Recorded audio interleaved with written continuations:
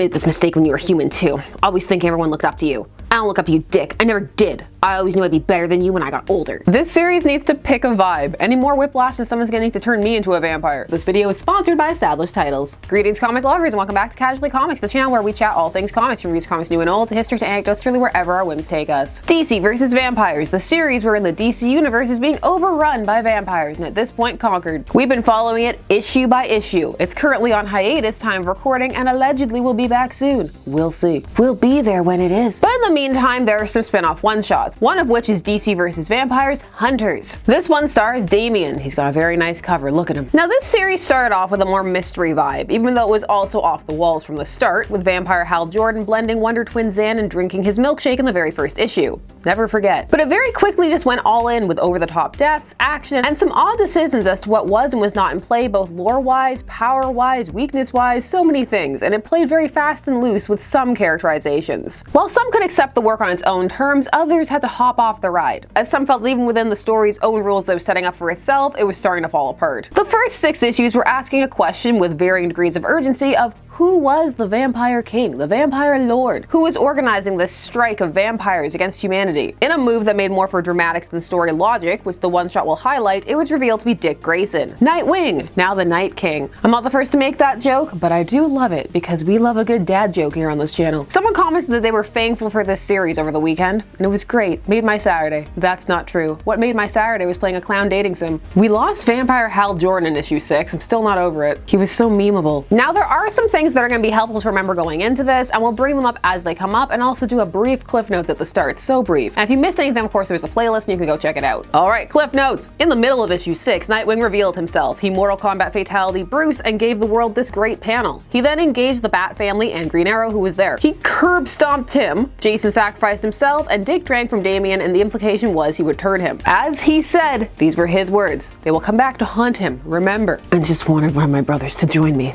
Is that so much to ask? That's why I burst Tim's head like a grape. The vampires then launched a multi-pronged and questionable attack, doing things like burning down the rainforests. And Nightwing proclaimed the beginning of an eternal darkness, literally, because they darkened the skies. DC vs. Vampires Hunters, Damian Wayne edition, go. Unlike the main series, which is co-authored by James Tynion IV and Matthew Rosenberg, this spin-off add-on one-shot is only authored by Rosenberg. Art by Neil Googe, colors by Antonio Fabella, and letters by Troy Petery. The fallen city known as Gotham. Wait, if it's still known as Gotham, then that caption is inaccurate because people would just call it Gotham. I mean, aren't most of the world's cities fallen? I get what they're trying to say, but for that to make sense, it should be rearranged. It should read Gotham, known as the Fallen City, or the Fallen City formerly known as Gotham. Seat of power of the Vampire Kingdom. Okay, but why though? What is the strategic value of putting it in Gotham? Or is the logic just that Nightwing spent a lot of time in Gotham? Does he need Batman's resources? Because he could move them. Why not make the center of the JLA Watchtower or the Hall of Justice or something? It's also a huge missed opportunity to not have his seat of power be in Bloodhaven.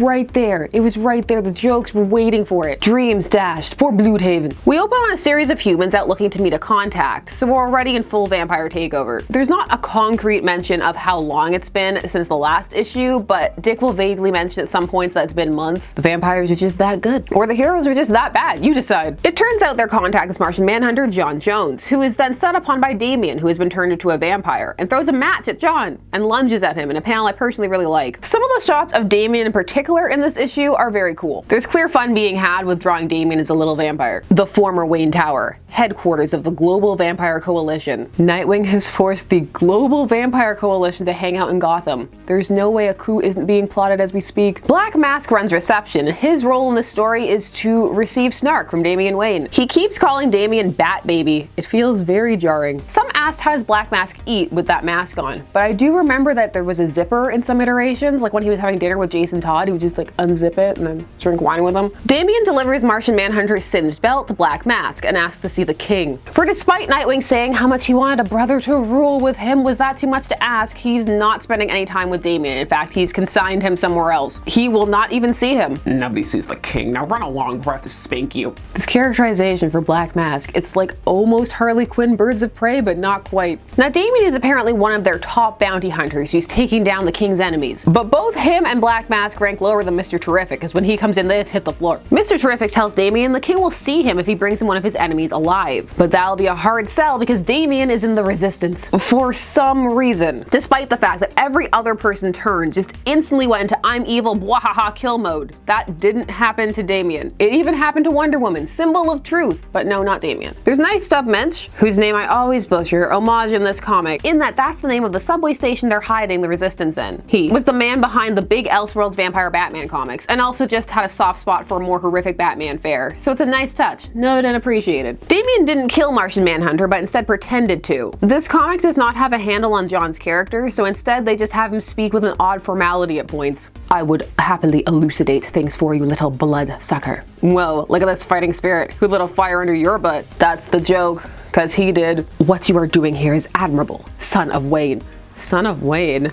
Rescuing heroes who are in the vampire's crosshairs, but we cannot live underground forever. I see Onomatopoeia there. Is he a hero now? I'm actually asking, did I miss a one-shot or something? Because last time I checked in on him, he was still a murderer. I can see Damian also gathering villains because in the vampire apocalypse, some of those previous lines of villain and hero would have broken down because you need to get together to save humanity. But the dialogue specifically said heroes, and the other people there are. In regards to Martian Manhunter, he's a character who has seen his world die and managed to carve out a semblance of a new one on Earth. This would be devastating for him, but he's mostly here to be the butt of Damian's sass. His powers are still largely being ignored in some aspects, though there will be a throwaway line later on from Dick about how he can't read vampires' minds. Probably because people kept saying, why wasn't he using his telepathy? Damian really wants to get close to Richard. Call him what he used to call him. Joke evaded. Little bat baby back so soon. Don't call me that. That hurt your feelings, bat baby? No, you sound stupid. Damian has shown up with someone alive, and so he's just instantly shown up to the throne room, formerly Bruce Wayne's office. There's something so dark about Dick killing Bruce, then using all of his resources and his office as his headquarters after Bruce was out to stop the vampire scourge. It's really chilling and twisted. You could decently really deep and introspective with it, or at least hint at it, but that does not happen here. But we can fill it in with our mind. Now your mission, should you choose to accept it, is to decide whose outfit is Dick ripping off? I said that Vampire Lord Nightwing's costume reminded me of Discount Pinhead, but some people said he stole the Batman Who Laughs look, and others said Discount Master from Buffy. Whose look is Dick stealing? Tell me your thoughts down below. Hey, Dick. Ah, no, Richard, reaching for the low-hanging fruit. How are you? I haven't seen you since. You killed my father and turned me into this? No, you haven't. Wait, he hasn't? Why not? Shouldn't he have been right there, swaying him to his side since he so wanted a brother there? Why would he not be with him? The explanation they give, it actually doesn't make sense with what happened in the story as we've seen. The hole so big. Now Dick killing their father is a big thing in this. But you know what's better than killing your father and then becoming a vampire lord? Becoming an actual lord or lady with established titles. Or perhaps making your father one for Father's Day. Time of recording. This video is brought to you by Established Titles. Hello, me from the future, here to talk about established titles. Yes, I have a certificate. It's not for me, it's for my dad. But he would never appear on camera because he's a Luddite. Established Titles is a project based on a historic Scottish custom where landowners are referred to as lairds or lords and ladies in English. With Established Titles, you can buy a small piece of the Scottish countryside, not only to secure your lord status, but also to help with efforts of afforestation or reforestation. I've heard it both ways. Title packs give you at least 1 square foot of dedicated land on a private estate in Ardali, Aberdeenshire, Scotland, and an official certificate with a crest. See a little crest? Your certificate features a unique plot number with which you can see the exact location of your land. Look, here's mine. There it is. Look, Pa, you're a landowner. Established Titles looks to help preserve the picturesque woodlands and biodiversity of Scotland, while supporting global afforestation efforts. We plant a tree with every order and work with global charities, One Tree Planted, and Trees for the Future to support global reforestation efforts. You see, I told you, both ways. It makes a great last-minute gift, especially since Father's Day is right around the corner, time of recording. And if you miss this Father's Day, you can catch the next one or another holiday or occasion. A title makes a great gift all year round. You could also just hang it up someplace and not explain it. You could also officially change your name to Lord or Lady and get it on your credit card, plane tickets, etc. You can even get it on your dating profiles, although I'm not sure about that last one, although it might help you weed out whether the person has the same sense of humor or the same passion for biodiversity and picturesque Scottish landscapes. Don't be Nightwing. Plant a tree. Don't burn the rainforest. Established Titles is running a big sale right now, and if you use the code CASUALLY10, you get an additional 10% off. Go to establishedtitles.com/casually10 to get your gifts now. Should you decide to become a lord or lady yourself or make someone else one, you'll all probably have a better, more coherent motivation than Lord Vampire Nightwing. Of course, Damian didn't bring Alfred. Nightwing tricks him by asking questions about memory that never happened. It turns out that it's Martian Manhunter. I was warned that immortality can make one nostalgic, but I didn't expect it to happen quite so soon. How long have you been a vampire for? 6 months? A year? Oh, the nostalgia of being a vampire. What does it mean to be human? It's been 3 days. He's certainly got the melodramatic part of vampirism down. This is the point where Dick throws out that the Martian Manhunter can't read vampires' minds. And then Dick sicks some vampires on him. Zaz, Grodd, and Wonder Girl. What is your plan here anyway? You want power? Even if you took me out, I'm afraid you're Very far from next in line for the throne, Damian. Who is next in line? How did he get the throne? Did he take it? When was he turned? Who turned him? How long was he lying in wait? That probably would have been a really cool one-shot. Those are a lot of the questions that people had coming out of the first 6 issues. Come on, DC versus Vampires, Rise of the Night King one-shot. Also, they're gonna drag this out, but Dick is genuinely baffled as to why Damian wants to hurt him. The big reveal is gonna be that Damian wants revenge for Dick killing Bruce. But why would that be a surprise? Damian loved Bruce, even if it was complicated. Dick, of all people, being Damian's surrogate father figure, would know that. One would assume that was the reason he had kept him at arm's length, but it's not. So instead of being a strong character moment and perhaps something that could be a sadness for Dick, that even though he wants him there, he can't because of his own actions, or something that shows that Dick is a strategist and that he understands how people think because of all his connections, which would be a reason that he could potentially be a good king, it just becomes something that he did for reasons. Something can have a campy, vampy B-movie tone and still adhere to internal logic. Dick even asks Damian if he brought Martian Manhunter there so he could try to turn him. But he's later gonna tell Damian that he was watching him the whole time, so he would already know that that's not the case. In the midst of all this, there is one super cool moment, and it's here when Damian has to slit his leg open to get a stake that he hid in there and it gets healed over. That is hardcore. Oh, and John's off the roof. Bye, John. Dick continues to be baffled for a bit. He asks Damian if he's jealous that he didn't pick him to be by his side. Is there someone by his side? His throne room looked pretty solo. It would actually have been in keeping with the tone of the main series if that had been Damian's motivation. Like, he started off as an angry dark vampire and joins the resistance not out of loyalty to humanity, but rage at being overlooked by Dick. Maybe throw in some lore about child vampires being potentially less useful, because it can go either way. Like, either they're super strong and trapped, or they're not as strong as the others. So you could have that Dick turns him, but then it turns out that Damian isn't as helpful as say Jason would have been, and he throws it in Damian's face. This would shatter him because Damian was so close with Dick. And Hal said in issue 6 that they have all their memories and the feelings associated with them, even though that part made their turn to insta-villainy harder to follow. There were many different pathos and paths that could have been taken. Instead, this is the one we go on. You made this mistake when you were human too. Always think everyone looked up to you. I don't look up to you, Dick. I never did. I always knew I'd be better than you when I got older. It feels like this scene wants to be that scene from Injustice where Damian accidentally kills Dick and it sets him on the path to becoming Nightwing himself. But instead in this scene, it's just jarring. The series hasn't given or shown alternate histories, so anyone with prior knowledge would be going in when Damian and Dick were close. Contrast that with Injustice, where they took some time to show that their relationship was a bit more fraught and you understood where Damian was coming from when the accident happened. From the perspectives in this world, we've already seen that people did look up to Nightwing. It would potentially have been a strong lure and advantage in a way that he could have gotten close to people, perhaps the reason he was turned in the first place. This line could really work if it were trying to hurt Dick emotionally. If they were playing upon that same line that they brought up in 6 of him wanting his family there, even though that was undermined because he crushed Tim's head. But Damian isn't trying to do that. This is just meant to be a fact. So it comes across as a lack of understanding of the characters, and it doesn't make the scene stronger for it.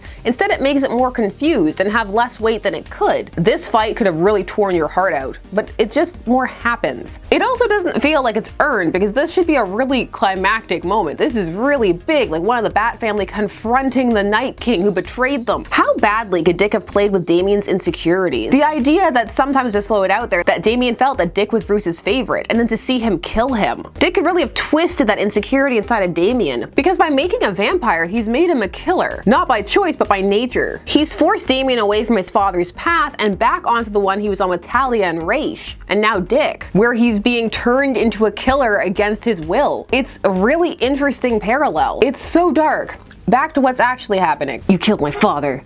That's it? Really?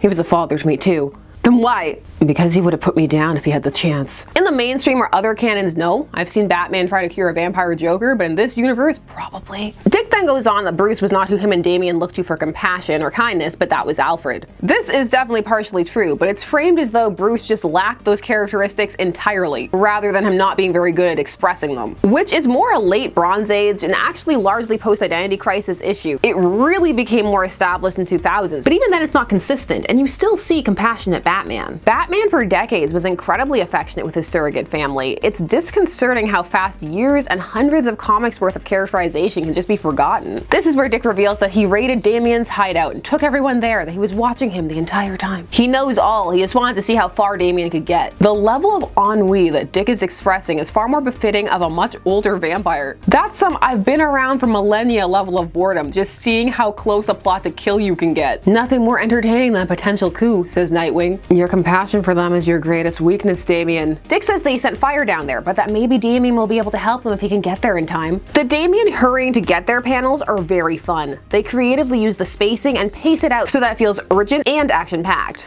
Say bye to Black Mask, by the way. Hey, Black Mask. Remember when you called me Bat Baby? That hurt my feelings. Ooh, burn. For some reason, fire left Alfred alive but burned the others, so Damian is able to stake her but gets burned in the process, so Alfred lets him feed on him to save him. Which may be his first taste of human blood? Potentially? It's not clear, but his eyes do a really big, dilaty thing, because before Alfred mentioned he was giving him pig's blood. That would have been an interesting idea to throw out, that the mind shifting happens when you have your taste of human blood. But that maybe if you're not on that, you could maintain more of a semblance of your past humanity. Dick comes down and suddenly he's all contemplative and soft. He asks Alfred if he'll let him turn him, but he knows he won't. So suddenly once more he understands the motivations of his family, even though he couldn't understand Damian's. Alfred, I'm sorry about everything. It wasn't what I wanted. Tim, Jason, but don't. This scene, there is some angst and drama behind it, but it would have hit a lot harder if Dick hadn't gleefully murdered his brothers. If the scene in 6 had played out like he had been forced to, or if it had shown that vampires felt remorse before this, but it didn't. It's just doing it now. What do you want from us? I don't really know. How to undermine your villain in one sentence. The Lord Nightwing story. I guess I want to make sure that you'll care for him. What? A few panels ago you were offering bonuses to people if they staked him. Dick says that he'll let them leave, that what he's done here ensures that they won't be a threat ever again. Okay. Oh my word, if that is foreshadowing that Damian is gonna be the one to kill him, I'm gonna be upset. I don't know, the way this is going, Harley will probably just pop out of a ceiling panel and stake him. I'll make such a Muppet face if any of this happens. Why? Because this is forever. And if my kind and your kind is gonna share this planet, share the planet, what? You burnt down the rainforest! In the first issue, Andrew Bennett showed up because there was a plan to subjugate all of humanity. The skies have been darkened. You took out the pre-established governments. This was not about coexisting or sharing. Dick is a terrible vampire king. They'll be extinct in a generation under his rule. He has something me and mine lack. Compassion. Maybe it's different because when he turned, he had you. And I had no one. That sounds nice and deep and sad, but it's not true. Here's the order of events as they happened in issue 6. Dick bites Damian and drinks from him. Jason is loading a passed out Batgirl, Cassandra Cain, onto the escape boat with Alfred, and Green Arrow is already on the boat. Jason runs back to buy them some time to escape. He gets bitten and Dick is about to turn him because it's clear he was the one who he wanted to turn, but Jason tells Green Arrow to shoot him, which he does, and the boat is already out to sea. Wonder Woman then says the little one is still alive. No one came to get Damian. So how did he come back in contact with Alfred, and why did Dick allow that to happen? Especially if he's surprised that Damian is upset that he killed Bruce. This one shot raises a lot of questions and makes the world far more convoluted than it was before. There were so many questions and threads left hanging from the first 6 issues, and this just sidesteps all of them and does something entirely different and not overly well. So Alfred promises that he will take care of Damian, and then Dick just lets them leave. The end? Question mark. They also ended like that? Question mark? This issue is rough. There are some positives. Let's start there. The concept of Damian Wayne, vampire hunter who's actually in the Resistance, is a fun one. With his sharp, bratty attitude and the nice vampire design they've given him, it's fun to watch him in action. There are some cool vampire moments, and there's some interesting paneling work at points. One really does need to check a lot at the door to enjoy this issue, and also to not entirely destroy the world building as it stood up to this point. For this one-shot ignores much of the story's own internal logic and actively works against other elements. It does this to play in some very well-worn foreign tropes and leads you to some rather obvious set pieces. The pacing is what it is. You got one shot, you never let it go. The how and why of what makes a vampire evil is one of the underpinnings of this series, and something that they started to tinker with in issue 6, and here it just completely falls apart. They toss it out the window like Martian Manhunter by making Damian still have compassion and morals. The explanation given does not make sense in universe with the information provided time of recording, so that may change. Time of recording! It makes it feel like this potentially should have been a two-shot. The first one showing the reconnection of Damian with Alfred and his decision to take down Nightwing and show that turn that maybe there is hope for vampire-human cohabitation. That there maybe can be some good vampires and give a reason why there's a difference. I'm still rooting for my first taste of human blood theory. You have so many choices. Ooh, it was magic, it's a spell. If one had stuck with characters who were more morally ambiguous as the vampire set who were just going evil, that could have worked too. But then you wouldn't have had Nightwing unless you were going with I was evil the whole time. I'm Deathwing? Was it Deathwing? Yeah. Also, it's very hard to pivot to we need to somehow share the planet based on how the vampires have been characterized up to this point. Vampire Hal went so hard. I miss him so much. The menace and potential of Vampire Nightwing is alas not being lived up to. By framing him as a person who can't understand the motivations of the people closest to him in a story that just recently detailed that becoming a vampire didn't change you, even though it clearly did, makes him seem very ill-equipped to have risen to the status he has. Also, not having him be aware of his own motivations and acting against his own wants for no reason, at least not one provided, makes him come across as shallow. They can put him in as much leather as they want, it doesn't make him menacing. And there were lots of potential moments in this very story to get there had they been delivered just slightly differently. Like the reveal of him having been watching Damian the entire time, but that fell through because of how he was acting just prior. All of these moments felt like beats that were happening but that didn't gel together. A series of ideas, not only detached from prior characterizations but from other threads inside the story itself. Nightwing's decisions are just odd, especially as they are later not painted as trying to be explicitly cruel, which could have worked and would have lined up with him ripping Bruce's heart from his chest in front of the Bat family. Instead, he vacillates, dark and cruel and calculating one scene, confused and sympathetic another. However, the biggest strike against DC vs. Vampires Hunters is that it doesn't really build excitement for the rest of the universe. Contrast that to, say, the DCeased spin-offs, which made the world feel bigger and like there were many more parts to see. This felt very small and raised a lot of questions and didn't answer the ones that were already in existence. Because even if it hadn't answered larger universe questions, if it had presented a very tight, small, self-contained story, that also would have worked. It's going for this deep emotional character study, and if one agrees with the characterizations or is feeling the emotions, it will land. If not, it's a very big mess. There is also still the question of what is the vampire's big plan? Because first it just seemed to be total and self-destructive takeover of the world, because blackening the skies and burning the rainforest. You need humans to eat, you know, dick. But now all of a sudden it's, let's share the planet. That too could have been menacing if you gave Nightwing that cruel, pure evil characterization, like the idea of humans as slaves was sharing to him, like he was that far gone. You don't get a deeper glimpse into anyone or the world here, despite those moments at the end. Though for some, this may have landed. Mileage varies, and they may just be thinking, what's wrong with you? This issue was straight fire. I saw that comment somewhere, straight fire. Having Damian seemingly taken out in the resistance as well by the end of the issue is also an interesting choice. The series at this point is so stacked towards the vampire side, but not in an organic, balanced way because the pacing fell off in the last two issues. It started going at warp 10, Mach 5, whatever speed you're measuring in. It feels as though this series has morphed a lot as it's gone on. One will have to see where it ends up. Yes, I'm still reading it. I'm here for this ride. Vampires. I even read the first two issues of Bloodstained Teeth. This issue was less off the wall, turn your brain off fun because it wanted you to think about and dive into some of these moments. A battle between the vampire king and the brother he turned against his will after killing their beloved father in front of him should have had far more weight than that, even in a more popcorny affair. Those moments can still really hit. But those are just my thoughts and I want to hear yours. If you loved it, tell me why. What you love about it, put it down below. Think I'm too harsh? Do I have no joy? My thief of joy. I'm not. I love joy. If you didn't like it, what didn't you like? Put it all down below. Do you love the Night King? Whose costume is he stealing? And please do all the YouTube things. Like, share, comment, subscribe, and hit bell notifications so that you never miss a vid. Thanks again to Established Titles for sponsoring this video. I always appreciate all the time you guys take to watch, comment, just spend time together. It's appreciated. And I will see you again soon. Bye-bye.